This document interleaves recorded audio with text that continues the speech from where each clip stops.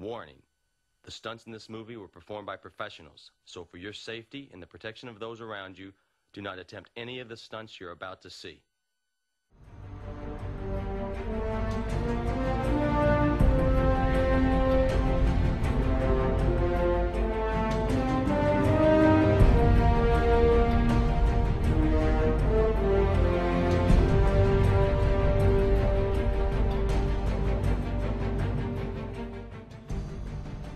Brintolie eller hydrogenperoxid dannes naturligt i vores celler som biprodukter fra forskellige cellulære reaktioner.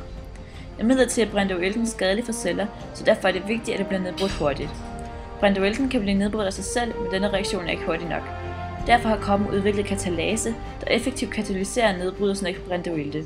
Katalase findes overalt i kroppen, og især i leveren.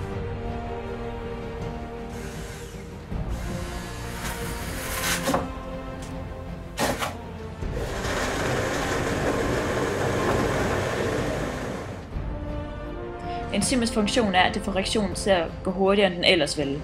Reaktionen kan skrives 2H2O2 til 2H2O plus O2.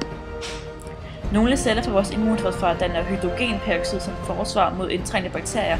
De kan så sluge bakterierne og ætse dem indeni, eller sprøjte stoffet ud på bakterierne og dermed ætse dem. Katalase omdanner straks hydrogenperoxid til vand og ilt, så det ikke skader kroppen. Vi blender leveren og tilsætter opvaskemiddel, lunken vand og brintoilte.